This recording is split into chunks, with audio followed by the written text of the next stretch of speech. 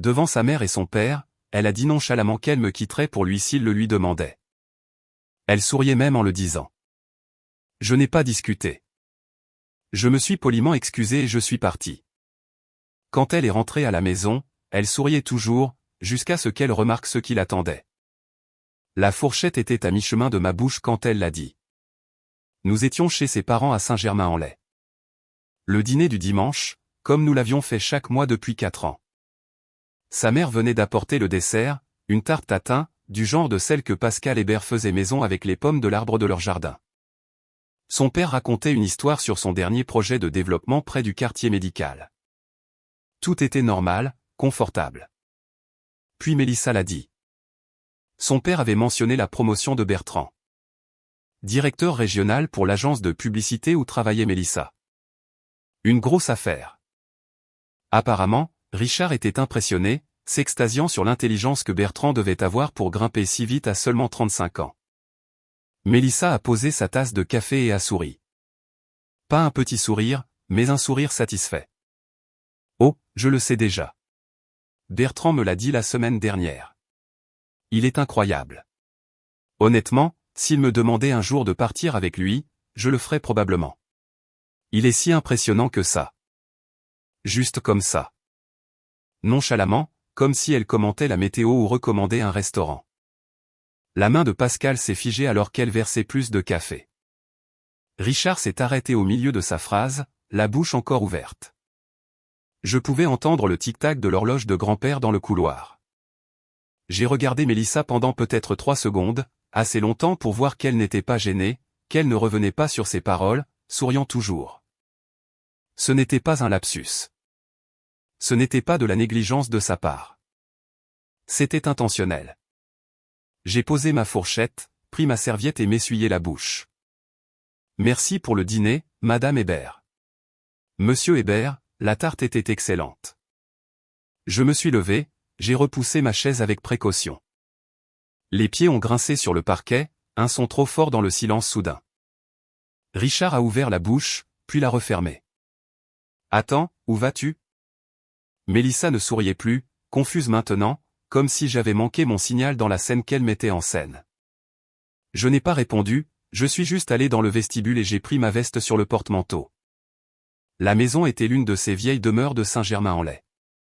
Au plafond, moulure, le genre d'endroit qui annonçait que vous aviez réussi.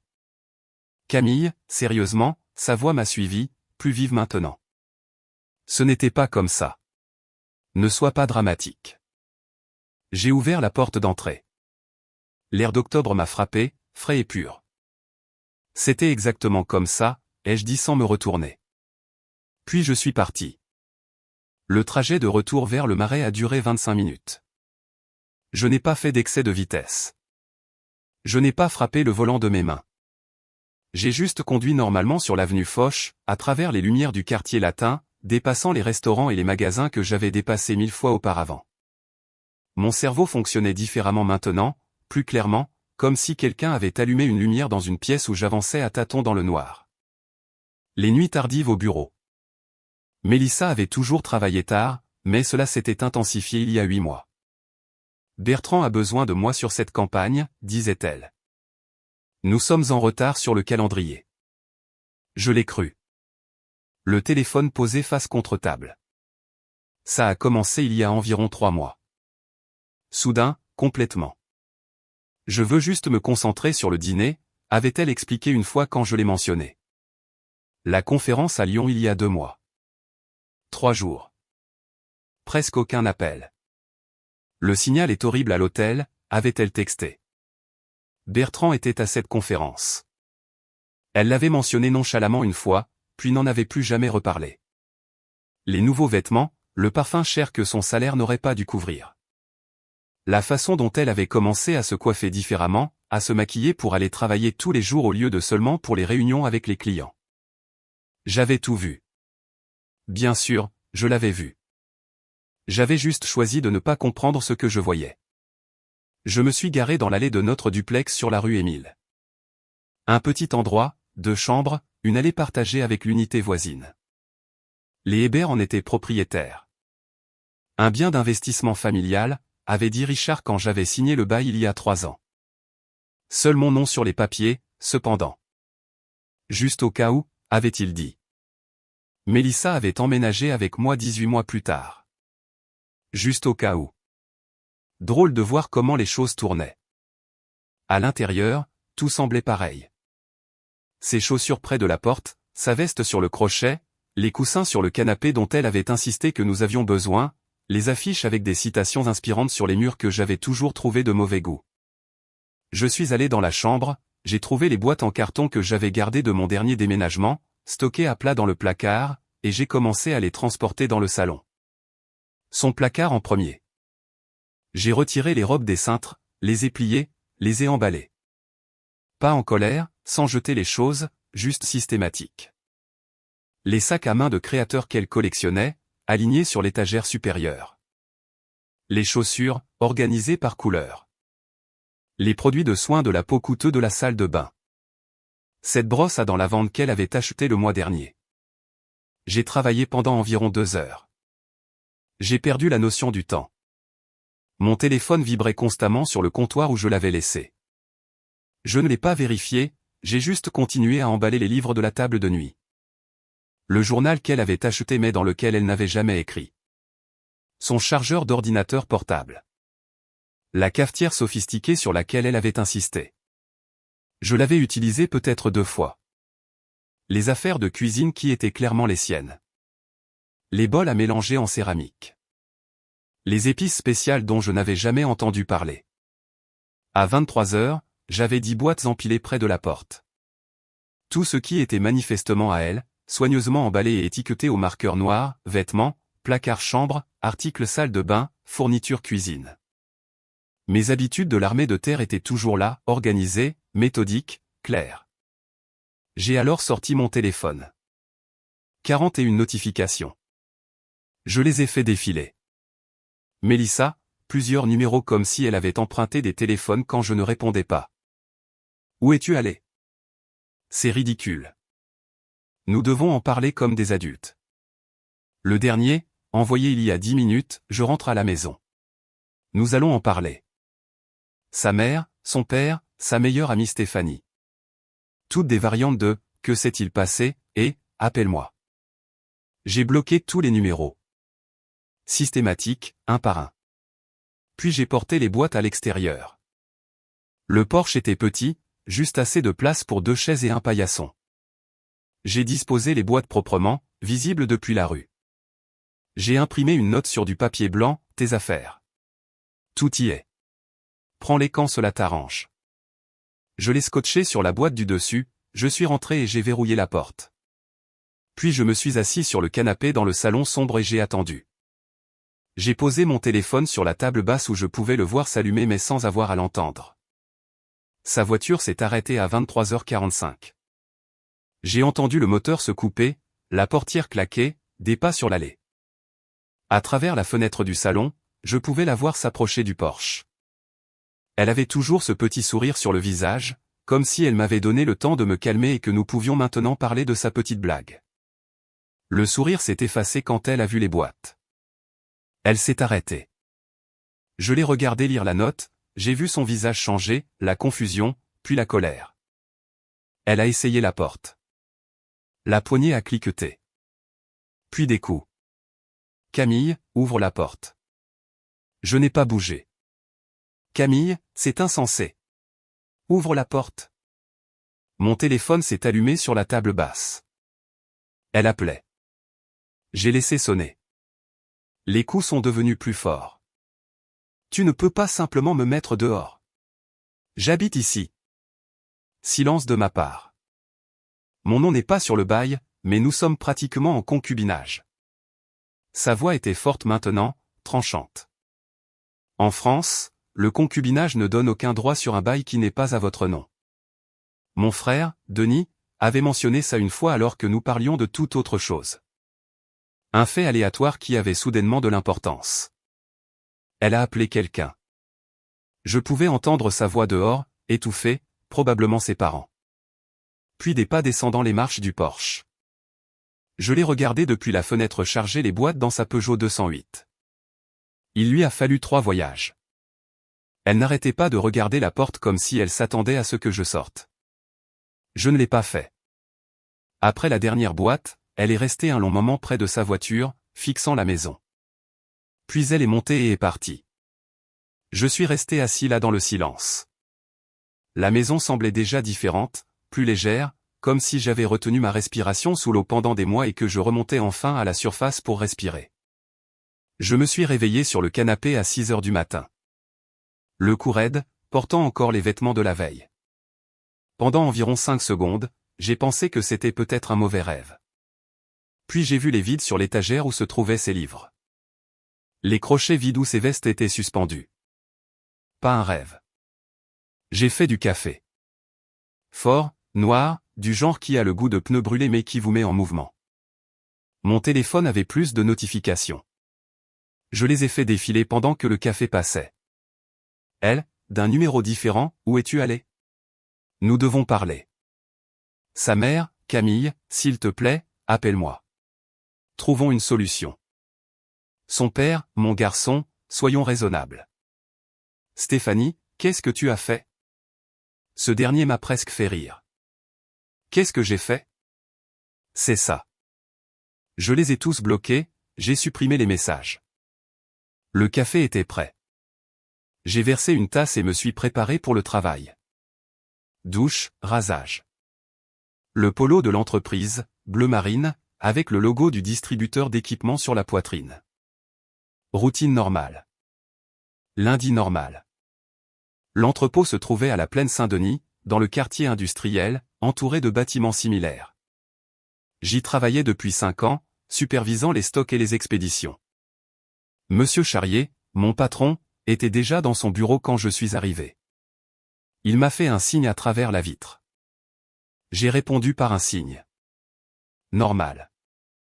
La matinée a été chargée. Une livraison est arrivée à 8 heures. Il fallait la trier et la stocker. J'ai travaillé avec Romain et 2 autres gars, déplaçant des boîtes, mettant à jour l'inventaire dans le système. Travail physique. Bon pour se vider la tête. À midi, mon téléphone a vibré. Un texto de Gérard, Céline a entendu quelque chose. Appelle-moi. Gérard Dupont. Je le connaissais depuis notre temps dans l'armée de terre. Tous les deux spécialistes en logistique stationnés au camp de Satori. Il avait quitté l'armée 1 an avant moi, avait lancé sa propre entreprise de chauffage, ventilation et climatisation à Paris. Un ami solide. Pas du genre à dramatiser les choses. Je l'ai appelé pendant ma pause. Céline a croisé Stéphanie chez Carrefour ce matin, a-t-il dit. Sans préambule. Droit au but. La version de Mélissa, c'est que tu as pété les plombs pour rien. Ouais. Ouais. Tu veux me dire ce qui s'est vraiment passé? Je l'ai fait. Le dîner, le commentaire, mon départ, l'emballage de ses affaires. Silence de son côté pendant un moment. Puis, ce n'est pas rien. Non. Tu as besoin de quelque chose. Ça va. Je voulais juste que tu connaisses la vraie histoire. Céline dit que Mélissa reste chez ses parents, faisant croire que tu l'as mise dehors violemment. Ses affaires étaient soigneusement emballées et étiquetées. Elle sait que c'est un mensonge. Ouais, je m'en doutais. On va dîner cette semaine? Mercredi, ça te va? Le relais de l'Entrecôte, 19 h. J'y serai. Nous avons raccroché. Un bon ami. Il n'a pas insisté. Il a juste proposé d'être là. Le travail m'a occupé le reste de la journée. Quand je suis rentré à la maison, il était plus de 18 h. Je me suis garé dans l'allée et j'ai vu sa voiture déjà là. Mélissa, assise sur les marches du porche. Je me suis garé, je suis sorti et j'ai marché vers la porte. Il faut qu'on parle, a-t-elle dit en se levant. Non, pas besoin. Tu te comportes comme un enfant. J'ai expliqué que c'était juste des paroles en l'air. J'ai déverrouillé la porte sans répondre. Elle s'est mise en travers de mon chemin. 4 ans ensemble. Tu jettes tout ça en l'air pour un commentaire. Tu as dit que tu me quitterais pour lui lors d'un dîner devant tes parents. Je faisais la conversation. Bertrand est impressionnant. Je disais juste ça. Tu souriais en le disant. Tu le pensais. Tu déformes mes paroles. C'est pour ça qu'on a des problèmes. Tu n'écoutes jamais. J'écoute parfaitement. Maintenant, bouge. Où suis-je censé aller? Tu es bien allé quelque part la nuit dernière. Vas-y. Elle pleurait maintenant. Vraie larme ou fausse? Je ne pouvais plus faire la différence. Peu importait. Ton nom n'est peut-être pas sur le bail, mais j'ai des droits. Alors appelle un avocat. Elle m'a dévisagé. Tu es sérieux? Complètement. Je suis passé devant elle pour entrer dans la maison, j'ai fermé la porte et les verrouillé. Elle a martelé la porte pendant peut-être 10 minutes. Puis j'ai entendu sa voiture démarrer et j'ai regardé par la fenêtre pendant qu'elle s'éloignait. Mon frère a appelé ce soir-là. Denis, de 4 ans son aîné, protecteur de cette manière discrète que les policiers développent. Agent de patrouille pour le département des Yvelines, il vivait à Versailles avec sa femme, Amélie, et leurs 2 enfants. Mélissa a appelé maman, a-t-il dit. Maman m'a appelé. Que s'est-il passé? Je lui ai raconté. Tu as fait tout ce qu'il fallait, a-t-il dit après un moment. Pas de menaces, pas de drame, juste des limites. Bon à savoir. Le bail est à ton nom seul? Ouais. Elle n'a jamais établi sa résidence. Pas de courrier, pas d'adresse officielle ici. Ses parents lui ont fait garder leur adresse fort les impôts. Une histoire d'investissement. Je n'ai jamais compris. Alors tu es tranquille. Elle n'a aucun fondement légal. C'est ce que je pensais. Maman s'inquiète pour toi, cependant. Je vais bien. En fait, mieux. Ah oui? Il avait l'air surpris. Oui. Papa serait fier. Une rupture nette. Pas de pagaille. Notre père était décédé 5 ans plus tôt. Crise cardiaque à 58 ans. Un militaire, sergent à la retraite. Il valorisait la capacité de décision. La pensée claire. Merci. Je peux avoir une conversation avec les Hébert s'ils posent des problèmes. Je veux que ça reste propre. Compris. Mais l'offre tient. Nous avons raccroché. Je me suis assis dans la maison silencieuse. Je me suis fait à dîner.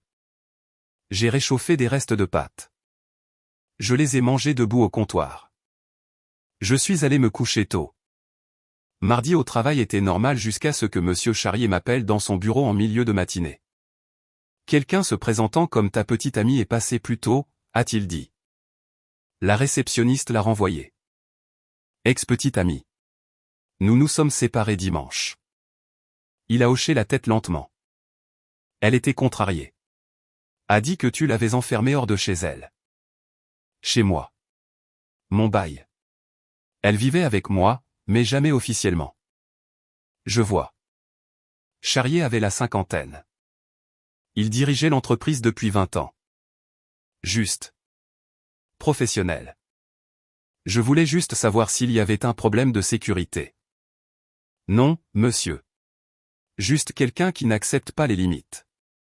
Si elle revient, nous appellerons la police.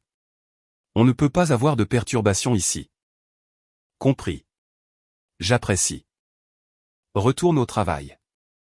Je l'ai fait, mais au déjeuner, Romain m'a pris à part. Désolé, mec. J'ai entendu ce qui s'est passé. C'est dur. La dynamique d'un village, même dans une cité de cette taille. Les nouvelles se répandaient vite. C'est comme ça, ai-je dit. Il a hoché la tête. N'a pas insisté. Retour au travail.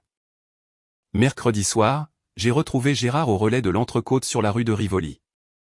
L'endroit était bondé, ça sentait la fumée et la sauce sucrée. Gérard était déjà là, assis à une table près de la fenêtre.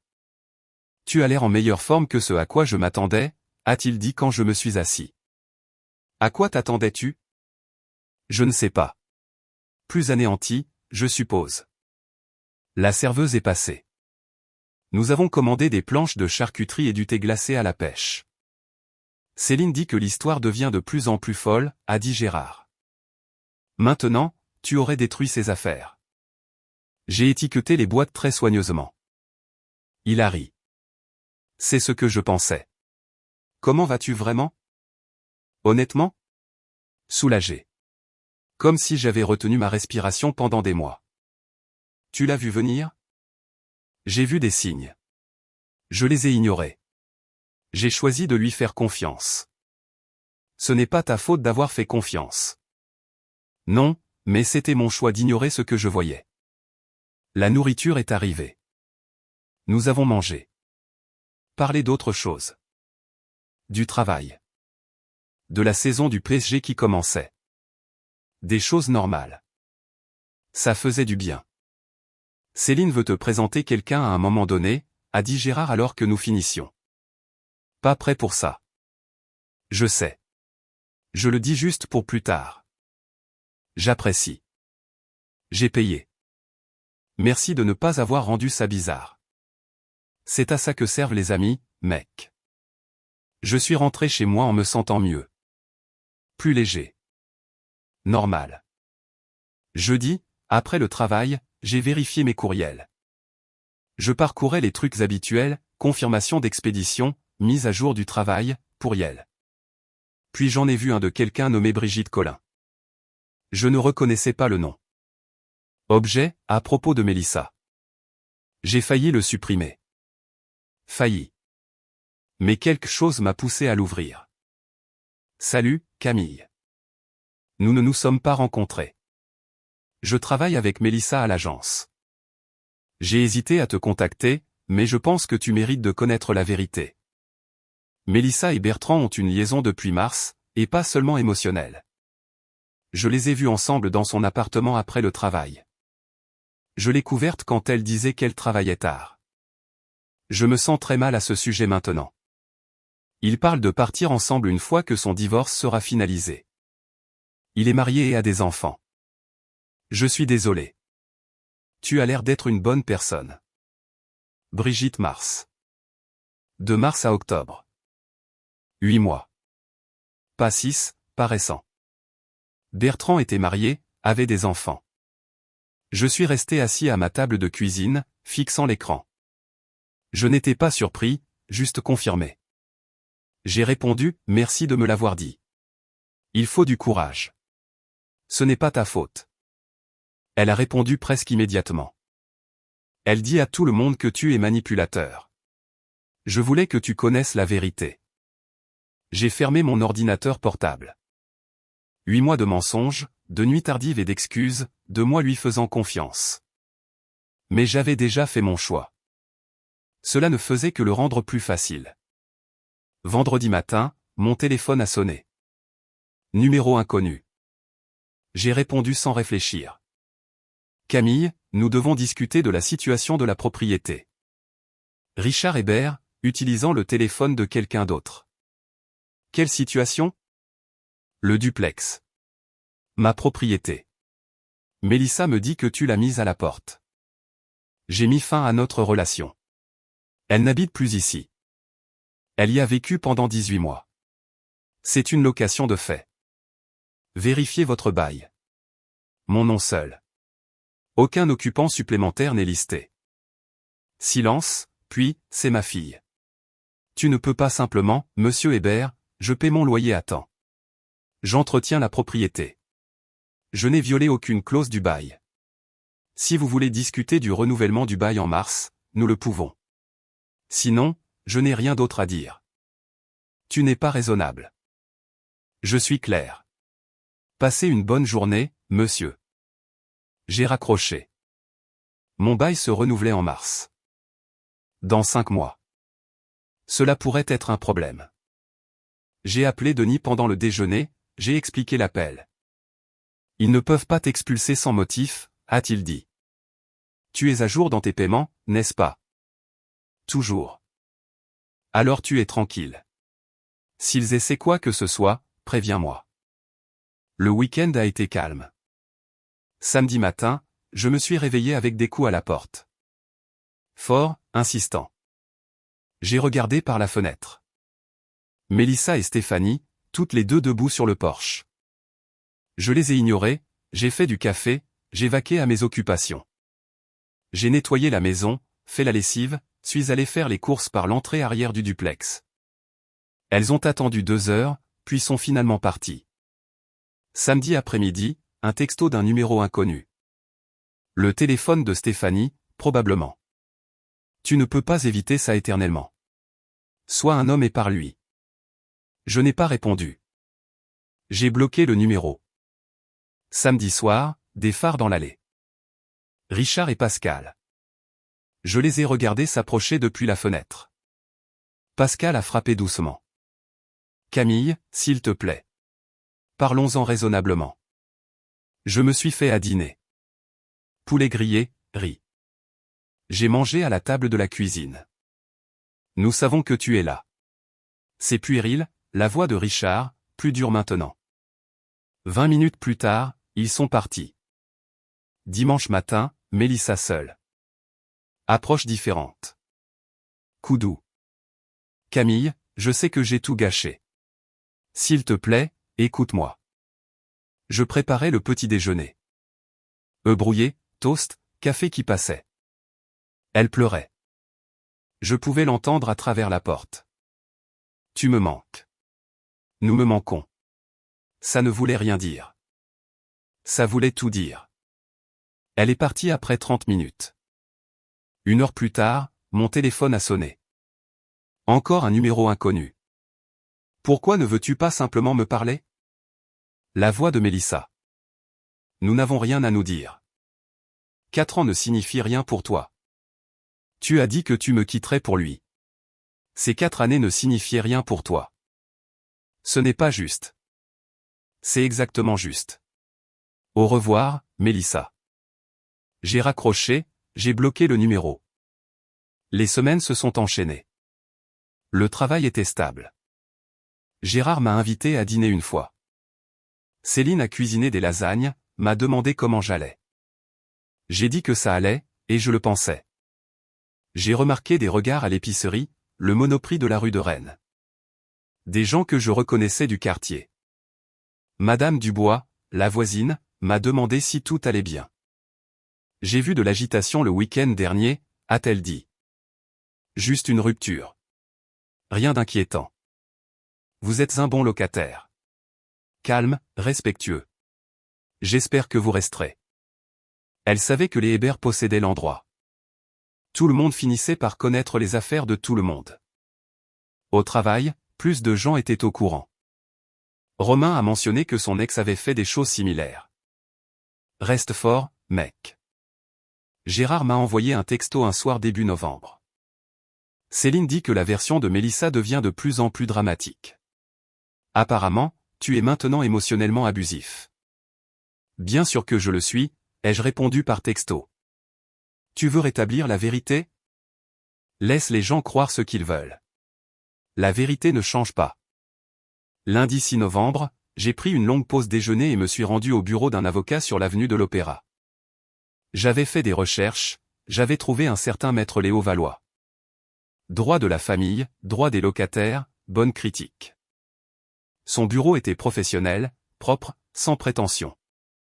Valois lui-même avait peut-être 60 ans. Des yeux vifs, une poignée de main ferme. J'ai expliqué la situation, la relation, le dîner, le départ. Légalement, vous êtes complètement couvert, a-t-il dit. Pas de mariage, pas d'accord de cohabitation, pas de bien commun. Son père est propriétaire de mon logement. Il a laissé entendre qu'il y aurait des problèmes au renouvellement du bail. C'est une expulsion par mesure de rétorsion s'il essaie. Illégal en France. Nous aurions un dossier. Je veux éviter les tribunaux si possible. Alors documentez tout. Chaque tentative de contact, chaque menace. Constituer un dossier. Il a détaillé les coûts. La provision était de 2300 € si les choses s'envenimaient. Puis-je y réfléchir? Absolument. Mon conseil? Commencez à documenter maintenant. S'il ne se passe rien, vous n'aurez rien perdu d'autre que du temps. Je suis parti avec sa carte de visite. J'ai commencé un journal ce soir-là. Date, heure, qui m'a contacté, ce qui a été dit. Encore des habitudes militaires. Documentation, preuve. Ma mère a appelé à la mi-novembre. Lina Marin. Elle vivait à Créteil. Travaillait à temps partiel dans une bibliothèque. Denis a mentionné ce qui s'est passé. Tu vas bien? Oui, maman. En fait, mieux que je ne l'ai été depuis un bon moment. Bien. Ton père dirait que tu as bien géré la situation. Elle m'a invité à un grand repas de famille chez Denis à Versailles. J'ai dit oui. Est-ce que Mélissa sera là, ai-je demandé. Bien sûr que non. Pourquoi le serait-elle? Je vérifiais juste. La semaine avant le repas de famille, Brigitte a envoyé un autre courriel. Objet, mise à jour. Tu devrais savoir. La femme de Bertrand a découvert. Elle a confronté Mélissa au bureau hier. C'était moche. Mélissa a été renvoyée chez elle. Bertrand est en congé administratif. Sa femme demande le divorce et a mentionné Mélissa nommément dans les papiers. Je pensais juste que tu voudrais savoir que tu l'as échappé belle. Brigitte, je l'ai lu 2 fois. Je n'ai rien ressenti. Pas de satisfaction. Pas de vengeance. Juste une prise de connaissance. J'ai répondu, merci de me tenir informé. J'espère que la situation se calmera au bureau. 3 jours plus tard, Mélissa s'est présentée au travail. Gloria à la réception m'a appelé. Cette femme est encore là. Tu veux que j'appelle la police? Laisse-moi gérer ça. Je suis allé dans le hall. Mélissa avait l'air terrible. Elle n'avait pas dormi, à en juger par son apparence. Des cernes sous les yeux. Les cheveux tirés en arrière, en désordre. On peut parler, s'il te plaît? Juste 5 minutes. Tu dois partir. C'est mon lieu de travail. Tout s'est effondré. Bertrand, il n'est pas j'ai fait une erreur. Oui, tu en as fait une. Je suis désolé. Vraiment désolé. On peut juste essayer de recommencer? Non. Juste comme ça? 4 ans ne signifie rien. Tu as fait ton choix au dîner. Vis avec. Elle pleurait maintenant. Il n'allait jamais quitter sa femme. J'ai été si stupide. Ce n'est plus mon problème. Je me suis tourné vers Gloria. Si elle revient, appelez la police pour violation de propriété. Je suis retourné à l'entrepôt. Monsieur Charrier m'a pris à part plus tard. Tu veux déposer un avertissement formel pour violation de propriété? J'y ai réfléchi. Pas encore. Mais si elle revient, oui. Le repas de famille était bien. Normal. La maison de Denis était pleine de bruit. Ses enfants, 7 et 9 ans, couraient partout. Amélie avait cuisiné assez de nourriture pour 20 personnes. Maman était là, heureuse de voir tout le monde ensemble. Les enfants ont posé une question sur Mélissa une fois. Amélie s'en est occupée. Ils ne sont plus ensemble, mon cœur. Les enfants l'ont accepté, sont passés à autre chose. Les drames d'adultes ne signifiaient rien pour eux. Maman m'a pris à part après le dîner. Tu sembles plus léger. Moins tendu. Je me sens plus léger. Les bonnes relations ne devraient pas être pesantes. Ouais. Il m'a fallu trop de temps pour le voir. La soirée s'est passée à regarder le football et à boire de la bière avec Denis. Sa maison de Versailles était modeste. 3 chambres, un bon quartier. Les enfants étaient au lit à 21h. Des nouvelles d'elle récemment, a demandé Denis pendant une publicité. Elle est passée au travail la semaine dernière. Désespérée. Je pense qu'elle finira par abandonner. Elle n'a plus d'autres options maintenant. Son histoire avec son patron n'a pas marché. Sa femme l'a découvert. Elle a nommé Mélissa dans les papiers du divorce. Denis a sifflé. Merde. Ouais. La première semaine de décembre, j'ai reçu une lettre officielle d'une société de gestion immobilière, pas directement des Hébert. Offre de renouvellement de bail. Augmentation de loyer de 1 000 € à 1 200 € par mois. J'ai vérifié les tarifs du marché pour le quartier. Des logements similaires se louaient entre 1 050 € et 1 150 €. C'était élevé. Ça pourrait être une mesure de rétorsion, mais difficile à prouver. J'ai appelé maître Valois. C'est élevé, mais pas excessivement élevé, a-t-il dit. Difficile de prouver la rétorsion. Et si je déménageais tout simplement? C'est en fait l'option la plus propre. Pas de lien continu avec sa famille. J'ai décidé sur le champ. Je trouverai un nouvel endroit, je paierai au mois jusqu'en mars, puis je déménagerai. J'ai répondu au gestionnaire immobilier, je continuerai au mois au tarif actuel jusqu'à ce que je trouve un autre logement. Conformément à la loi française, vous ne pouvez pas augmenter le loyer sur une base mensuelle sans un préavis de 30 jours, que je fournis par la présente. Je n'accepterai pas l'augmentation. Une posture juridique. Propre, professionnelle. Ils ont répondu 2 jours plus tard, acceptant le paiement au mois au tarif actuel. J'ai commencé à chercher des appartements ce week-end-là. Quartier de Midtown, Le Marais.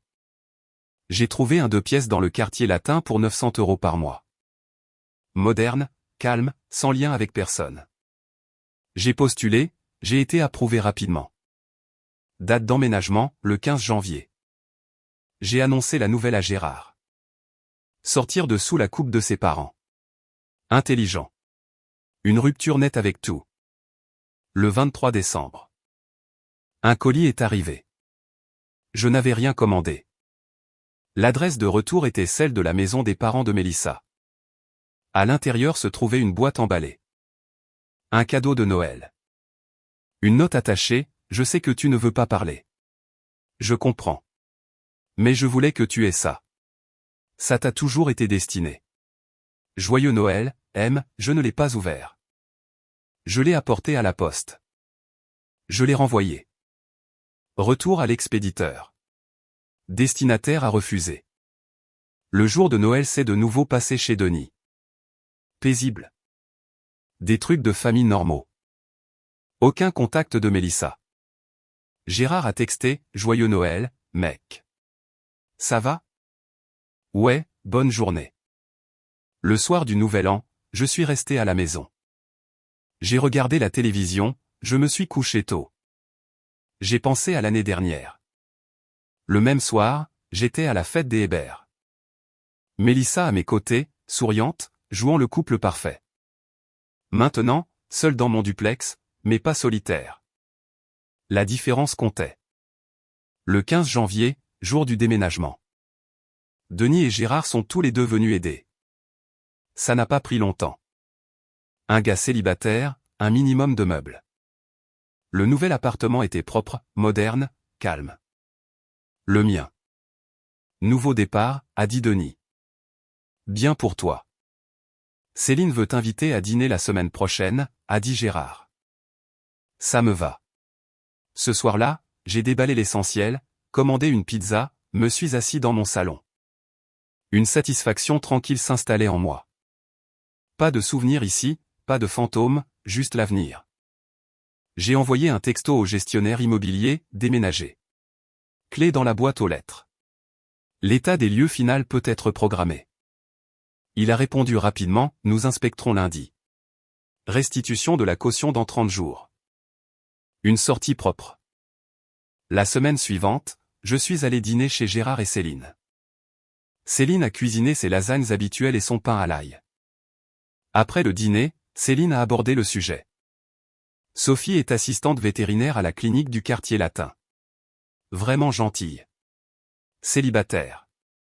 Tu veux que je vous présente? J'ai hésité. Je ne sais pas si je suis prêt. Pas de pression, a dit Gérard. Céline lance juste l'idée. Différente comment, ai-je demandé à Céline. Honnête, direct. Pas de jeu. Elle me fait penser à toi, en fait. J'y ai pensé. Peut-être. De manière décontractée, cependant. Céline a souri. Je lui donnerai ton numéro. Elle pourra t'envoyer un texto si elle veut. Sans attente. 5 jours plus tard, un texto d'un numéro inconnu, salut, c'est Sophie. Céline m'a donné ton numéro. Sans pression, mais ça te dit d'aller prendre un café un de ces jours? J'ai apprécié la franchise. Salut, Sophie. Un café, ça me dit bien. Quand est-ce que ça t'arrange? Samedi matin? Le café de Flore à Saint-Germain, 10 heures? Ça marche. Parfait. À samedi alors. Pas de jeu, juste une planification simple. Samedi matin, je suis arrivé au café de Flore à 10 heures. Un endroit local, bondé le week-end. Sophie était déjà là. Brune, décontractée en jean et pull. Un sourire facile. Camille? Sophie. Ravi de te rencontrer. Nous avons commandé du café, trouvé une table près de la fenêtre. Céline a dit que tu es un gars bien qui traverse une période difficile, a-t-elle dit. Qui a traversé? C'est fini maintenant. Tu veux en parler ou on passe à autre chose? On passe à autre chose. Nouveau départ. Ça me semble mieux, a-t-elle souri. Bien. J'aime les gens qui regardent vers l'avant. Nous avons parlé pendant 2 heures. Du travail. Elle adorait les animaux, a partagé des histoires sur la clinique, des histoires drôles pour la plupart. Les chiens qui arrivaient terrifiés et repartaient en remuant la queue, les chats qui se comportaient comme s'ils étaient les propriétaires des lieux. Je lui ai parlé de l'entrepôt, du côté logistique des choses, de comment tout avait un système, une place. Nous avons parlé de Paris. Nous étions tous les deux natifs de la ville, nous avons comparé les quartiers, les endroits préférés. Elle faisait de la randonnée au bois de Boulogne le week-end. J'ai dit que je me remettais à la course à pied. Quand nous sommes partis, elle a dit, c'était sympa. Ça te dit de dîner un de ces soirs? Oui, j'aimerais beaucoup. Nous nous sommes envoyés des textos au cours de la semaine suivante. Rien de lourd. Des projets pour le dîner. Un appel téléphonique un soir qui a duré 1 heure. Juste une conversation facile. Début février, j'ai croisé Denis à l'épicerie. Nous avons pris une bière après. J'ai vu Mélissa la semaine dernière, a-t-il dit. Au Monoprix de la rue Popincourt. Je ne lui ai pas parlé, mais elle avait l'air mal en point. Ce n'est plus mon problème. Il a hoché la tête. Froid, mais juste. Pas froid. Juste fini. Mi-février, le chèque de caution final de l'ancien appartement est arrivé. Montant total moins 70 € pour le nettoyage de la moquette. Standard. Le dernier lien financier était rompu. Fin février, Sophie et moi étions au restaurant. Deuxième vrai rendez-vous, un restaurant italien sur la place des Vosges. Céline a mentionné que tu sortais d'une relation sérieuse, a-t-elle dit. Dois-je m'inquiéter d'un bagage émotionnel? Pas de bagage. J'ai juste appris certaines choses sur moi-même. Comme quoi? Que j'ai ignoré des choses que je n'aurais pas dû. Je ne le ferai plus. Bien. Je ne joue pas à des jeux ni ne fais d'allusions. Si quelque chose ne va pas, je le dirai. C'est exactement ce dont j'ai besoin. Nous avons continué à nous voir. Une construction lente. Rien de précipité. Le 24 février. Un courriel de Mélissa. Premier contact en presque 2 mois. Objet, je comprends maintenant. J'ai failli ne pas l'ouvrir, mais la curiosité l'a emporté. Camille, je ne demande rien. Je voulais juste dire que je comprends pourquoi tu es parti. Je comprends pourquoi tu ne veux pas me parler. Ce que j'ai fait était impardonnable, et je ne demande pas le pardon. Je voulais juste que tu saches que je sais. J'ai suivi une thérapie, j'ai appris des choses sur moi-même, sur pourquoi j'ai fait ce que j'ai fait. Rien de tout cela n'excuse quoi que ce soit. Tu mérites mieux. J'espère que tu as trouvé mieux. Tu l'as probablement trouvé. Tu es une bonne personne. Je ne l'étais pas. J'essaie de le devenir maintenant. C'est tout.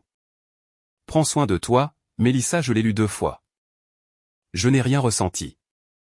Pas de colère, pas de satisfaction, juste une prise de connaissance. Je n'ai pas répondu. Je l'ai supprimé. J'ai tourné la page. Ce soir-là, Sophie et moi regardions un film chez moi. Je lui ai parlé du courriel. Comment te sens-tu par rapport à ça? Rien, vraiment. C'est du passé.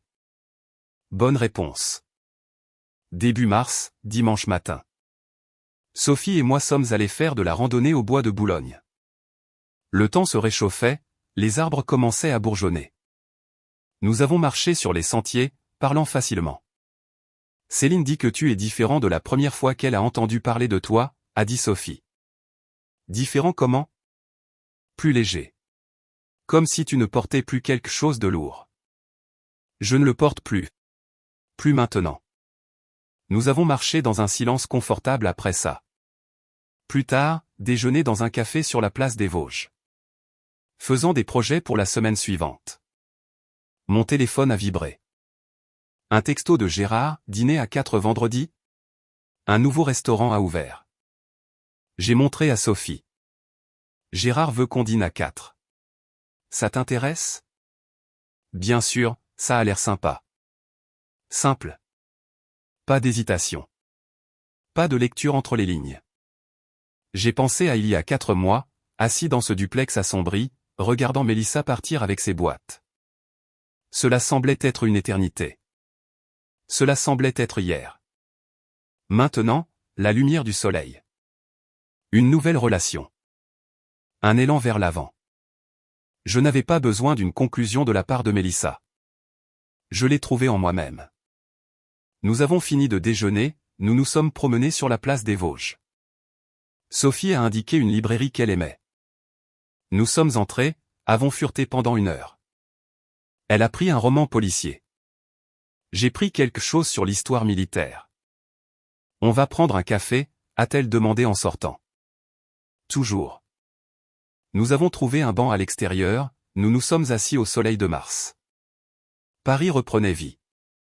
L'air chaud, les gens qui se promenaient, l'énergie d'une ville qui se réveille de l'hiver. Mon téléphone est resté dans ma poche. Celui de Sophie aussi. Nous sommes juste restés assis là, à parler de choses sans importance. De tout ce qui est important. 4 ans avec Mélissa se sont terminés à une table de dîner avec une seule phrase. Mais ça s'est vraiment terminé avant ça. J'ai juste finalement prêté attention. Maintenant, ceci. La main de Sophie dans la mienne.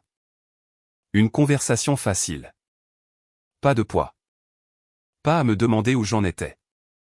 Juste de l'honnêteté. De la franchise. Du réel. Ça va, a demandé Sophie. Oui. Vraiment bien. Elle a souri, a serré ma main. Nous sommes restés assis là un peu plus longtemps, puis nous sommes retournés à mon appartement. Nous avons préparé le dîner ensemble. Pâtes, salade, rien de sophistiqué. Elle était à l'aise dans ma cuisine. J'étais à l'aise avec elle là. Après le dîner, nous nous sommes assis sur mon petit balcon. La soirée était fraîche, mais pas froide. Je pouvais entendre la circulation de la rue de Rennes. Des bruits de ville normaux. C'est agréable, a dit Sophie. Oui. Elle s'est appuyée contre moi. Un silence confortable. Mon téléphone a vibré une fois. Je l'ai ignoré. Peu importait qui c'était.